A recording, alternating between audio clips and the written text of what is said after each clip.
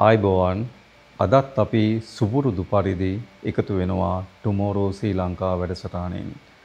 අද අපේ ආරාධිතයා වන්නේ කොළඹ දිස්ත්‍රික්කයේ කඩුවෙල මහනගර සභාව මාළඹේ කොට්ටාසයෙන් ජාතික නිදහස් පෙරමුණෙන් තරග වදින බුද්ධික ප්‍රියදර්ශන මහතා සමගින්. ආයිබෝවන් අපි මුලින්ම කැමති ඔබතුමා ගැන හැඳින්වීමක් කරනවා නම්. මම බුද්ධික ප්‍රියදර්ශන. මා මේ වන විට ජීවත් වන ප්‍රදේශය මාළඹේ කහන්තොට කියන ප්‍රදේශයයි. මා මූලික අධ්‍යාපනය ලැබුවා යාකාල ශ්‍රී ලංකාර විද්‍යාලයෙන්. ඉන්පසුව උසස් අධ්‍යාපනය ලැබුවා බෝම්බිරිය මධ්‍ය මහා විද්‍යාලයෙන්. ඉන් අනතුරුව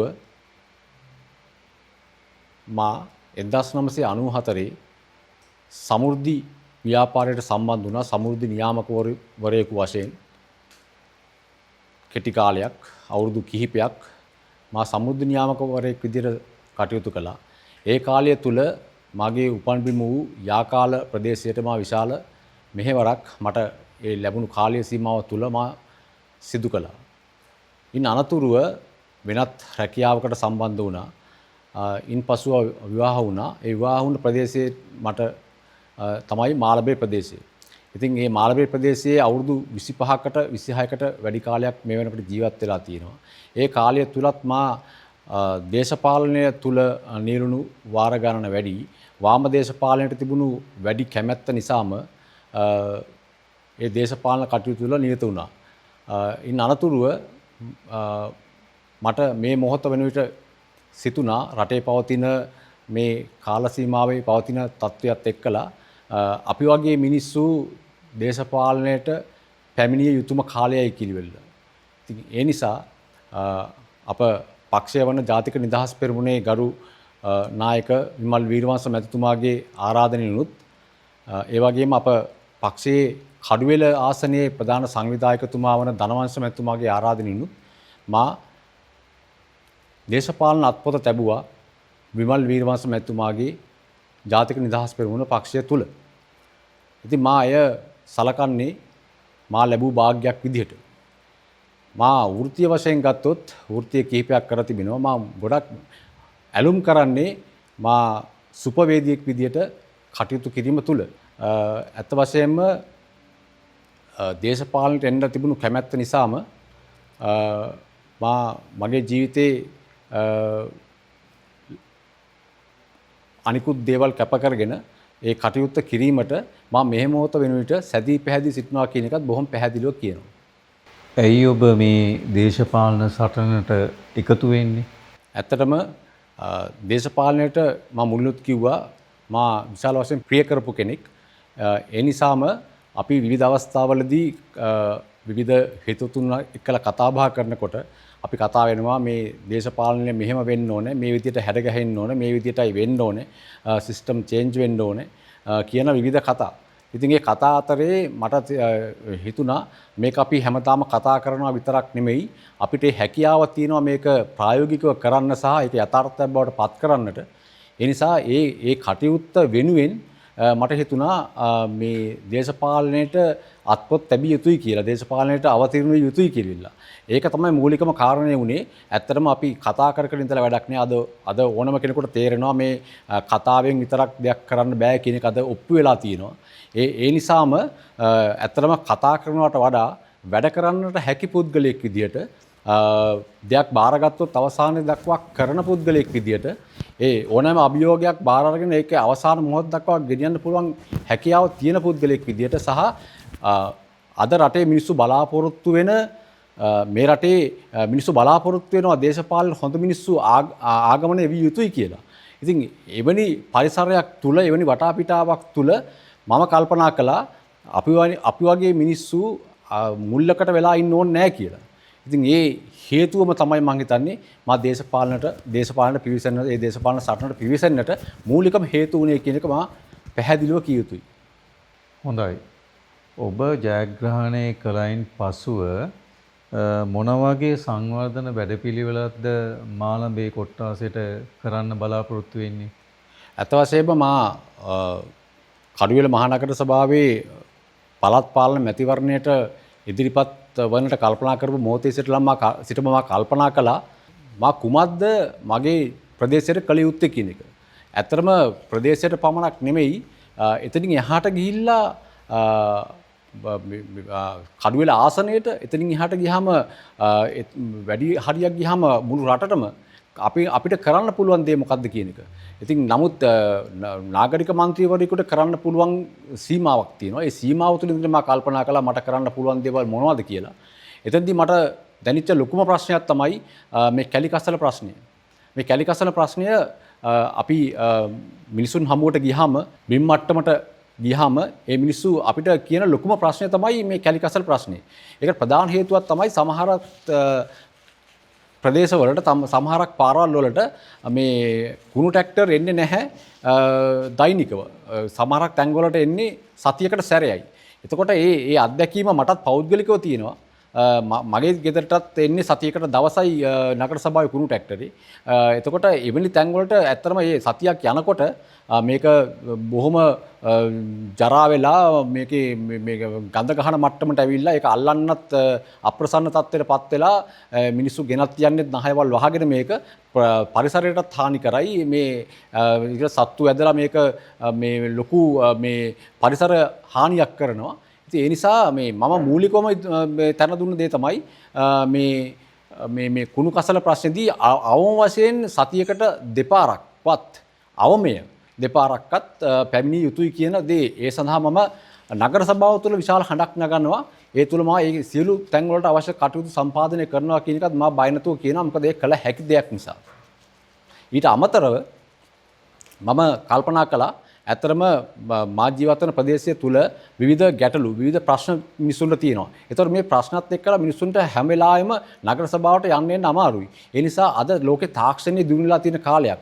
ඒ නිසා මම කල්පනා කළා හැම කෙනෙක් ගාතේම ස්මාර්ට් ෆෝන් එකක් තියෙනවා. ඒතකොට අපිට මොබයිල් ඇප් එකක් හදන්න පුළුවන් නම් තමන්ට තියෙන ප්‍රශ්න, චෝදනා, ගැටලු මොනියම් ආකාරයේ මේ රජයේ මේ පළාත් පාලන ආයතනත් එක්ක තියෙන ගැටලු ටික ඒ මොබයිල් ඇප් එක හරහා ඉදිරිපත් කරන්න පුළුවන් නම් මම හිතන්නේ මිනිස්සුන්ගේ කාලය ඉතුරු වෙනවා, මිනිස්සුන්ගේ ධනය ඉතුරු වෙනවා, මිනිස්සුන්ට පහසුවක් ඇති වෙනවා. ඉතින් ඒ කටයුත්තත් මම මූලිකවම බැලුවා.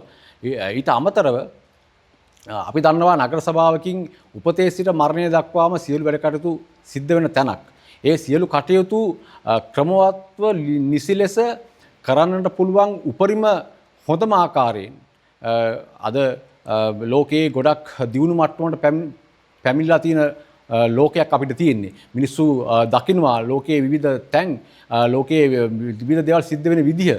ඉතින් ඒ නිසා ඒ දියුණු තාක්ෂණයත් එක්කලා ඒ නගර සභාවේ කටයුතු තව තවත් කාර්යක්ෂම කළා ඒ සඳහා කරන්න පුළුවන් සහයෝගය ලබා දීම මා ගොඩක්ම අපේක්ෂා කරනවා.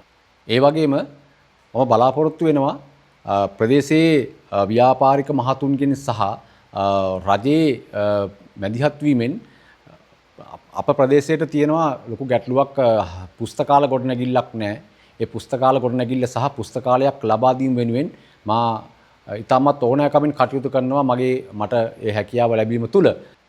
ඒ වගේම මම බලාපොරොත්තු වෙනවා සෑම ගෙදරකටම ගෙදරක්ම සම්බන්ධ කරගෙන ඒ කළ හැකි ආකාරයෙන් තමන්ට ගෙදර හදාගන්න පුළුවන් භෝග වර්ග ටික ගෙදර හදා ගන්නට ඒ සඳහා නගර සභාවෙන් වගේම ගොවිජන සේවා ආයතනිනුත් ඒ අවශ්‍ය කරන දැනුම ඒ අවශ්‍ය කරන නිලධාරීන්ගේ සහාය අරගෙන ඒ සඳහා අවශ්‍ය කරන පහසුකම් සලසලා දීලා ඒ තමන්ට අවශ්‍ය කරන භෝග වර්ග ටික ගෙදර නිෂ්පාදනය කරගන්නට අවශ්‍ය කරන පසුබිම සකසලා දෙන්නත් මා හැම විටම උත්සාහ කරනවා. ඒ වගේම අද තියෙන මේ ආර්ථික අර්බුදයට විසඳුමක් විදිහට මා බලාපොරොත්තු වෙනවා අපිට තියෙනවා චන්ද්‍රිකා කුමාරතුංග මාවත කවුරුත් දන්නවා. එතකොට මේ චන්ද්‍රිකා කුමාරතුංග මාවතේ මීට පෙරත් අපේ නායකතුමා ගරු විමල් විමර්ශන මැතිතුමා ඒ ස්වයං රැකියා ලාභීන් සඳහා වෙළඳ පොලක් නිර්මාණය කළා සතියකට දවසක්වත්. එය 2015න් පස්සේ අහිමි වී ගියා.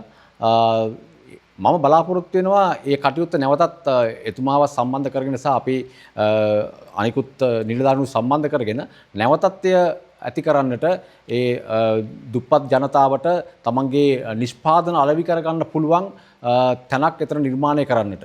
ඒ වගේම ඒ වැඩ කටයුතු සියල්ල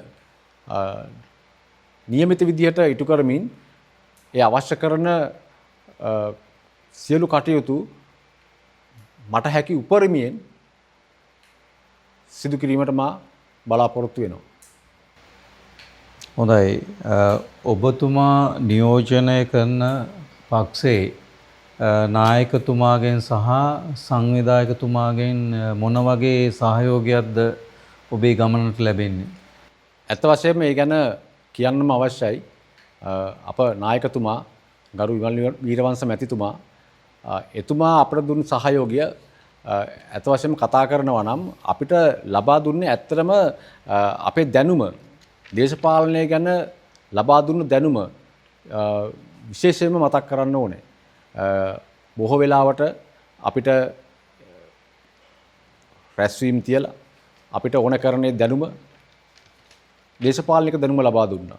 රටේ පවතින දේශපාලන තත්ත්වය ගැන, ලෝකයේ පවතින දේශපාලන තත්ත්වය ගැන, ඉදිරියට මොකද්ද කරන්න ඕනේ කියන එක ගැන ලොකු දැනුවත් කිරීම කරලා තියෙනවා. ඉතින් ඒ නිසා මම හිතන්නේ එය තමයි අපිට ඉතාමත් වටිනාම දේ.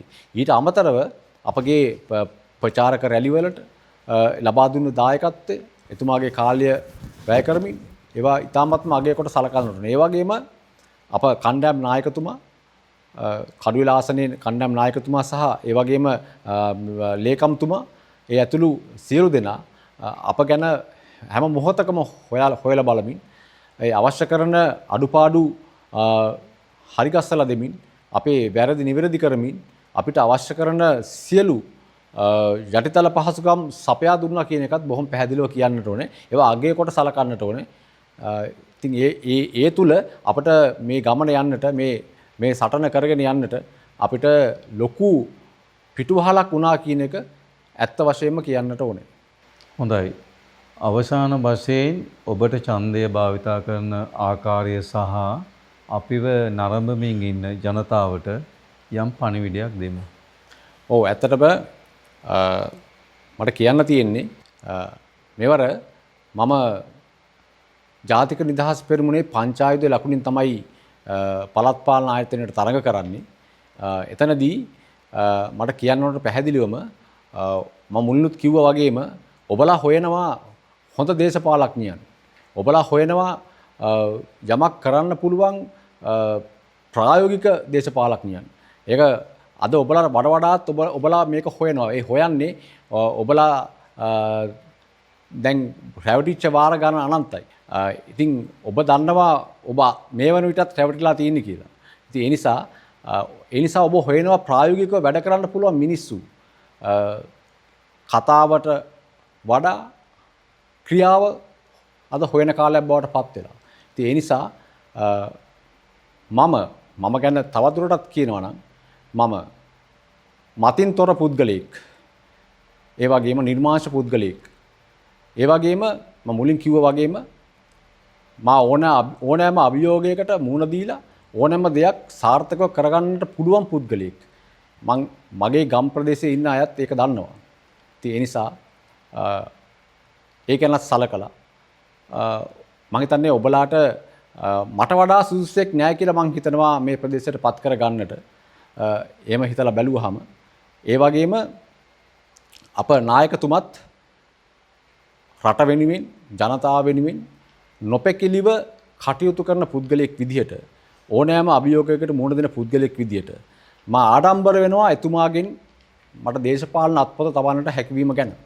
ඒ සියලු කරුණු සලකලා බලලා මා ගැන මගේ චරිතය දිහා සලකලා බලලා ඔබ සොයන්නා වූ පුද්ගලයා මා නම් ඔබගේ ඒ වටිනා ඡන්දය ඒ ඡන්දයට වැඩි වටිනාකමක් ලැබෙන්න මාගේ පක්ෂයේ ඉදිරියෙන් පංචායුධයේ ලකුණ ඉදිරියෙන් ඔබගේ වටිනා ඡන්දය භාවිතා කරන්න කියලා මා ඔබෙන් ඉතාමත්ම කාරුණිකව ඉල්ලා සිටිනවා. හොඳයි. අද අප සමග සාකච්ඡා කරේ මෙවර පළාත් පාලන ආයතනයේට ජාතික නිදහස් පෙරමුණෙන් තරඟ වදින බුද්ධික පියදර්ශන මහතා සමගින්. බොහොමත්ම ස්තුතියි ඔබතුමන්ට. ඔබත් ස්තුතියි. අපි යලිත් මෙවැනි වැඩසටහනකින් හමු වෙමු. ආයුබෝවන්.